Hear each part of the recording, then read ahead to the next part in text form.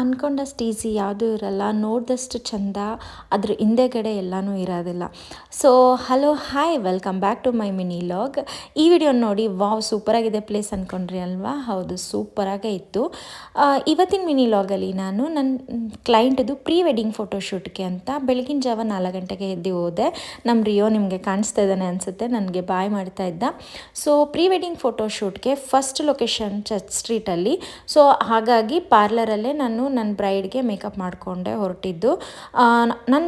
ಅವ್ರ ಜೊತೆಗೆ ಅವ್ರ ಅಣ್ಣ ಮತ್ತು ಅವ್ರ ಕಸಿನ್ ಬ್ರದರ್ ಬಂದಿದ್ದರು. ನಾನು ಬ್ರೈಡ್ ಜೊತೆ ಗ್ರೂಮ್ ಜೊತೆ ಹೋದೆ. ಒಂದು ಕಾರಲ್ಲೇ ನಾವು 5 ಜನ ಹೋದ್ವಿ.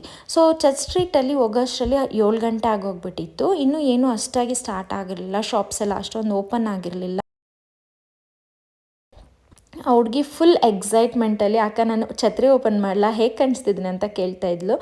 ಸೊ ನಂಗೆ ಇವತ್ತು ಏನು ಅನಿಸ್ತು ಅಂದರೆ, ಫೋಟೋಗ್ರಾಫರ್ದು ಎಷ್ಟು ಎಫರ್ಟ್ ಇರುತ್ತೆ ಪ್ರತಿಯೊಂದು ವಿಡಿಯೋಲಿ.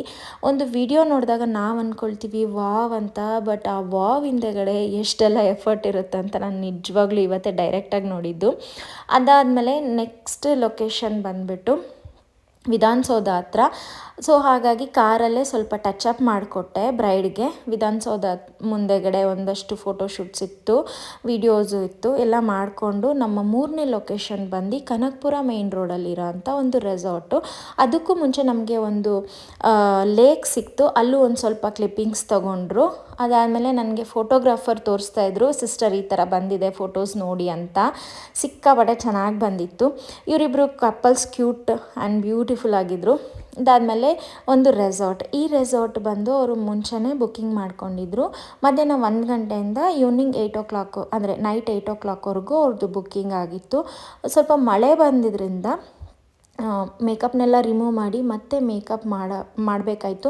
ಯಾಕಂದರೆ ಅವ್ರಿಗೆ ಅಷ್ಟು ಕಂಫರ್ಟ್ ಇರಲಿಲ್ಲ, ನೆಂದಿದ್ರು. ಹಾಗಾಗಿ ಇನ್ನು ನಾನು ಮಧ್ಯಾಹ್ನದ ಊಟ ಮಾಡೋಷ್ಟರಲ್ಲಿ ಸಾಯಂಕಾಲ 5 ಗಂಟೆ ಆಗೋಯಿತು. ಕೆಲವೊಂದು ಸತಿ ಈ ಥರ ಆಗುತ್ತೆ, ಊಟನೂ ಸ್ಕಿಪ್ ಮಾಡಬೇಕು ಮತ್ತು ಬೆಳಗ್ಗೆ ಎದ್ದು ಬೇಗ ಬರಬೇಕು. ಇದಾದಮೇಲೆ ಲಾಸ್ಟ್ ಡ್ರೆಸ್ ಇದು.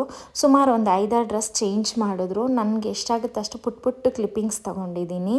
ನನ್ನ ಬ್ರೈಡ್ ಅಂತ ತುಂಬಾ ಖುಷಿಯಾದರು. ಎಲ್ಲ ಮುಗಿಸ್ಕೊಂಡು ನಾನು 8 ಗಂಟೆ ಅಷ್ಟರಲ್ಲಿ ಮುಗಿಸ್ಕೊಂಡು ಮನೆ ಕಡೆ ಹೊರಟೆ. ಇದು ಕನಕಪುರ ರೋಡ್ ಆಗಿದ್ದರಿಂದ ನಮ್ಮ ತಂಗಿ ಮನೆಗೆ ಹೋಗಿ ಸ್ಟೇ ಮಾಡಿದೆ.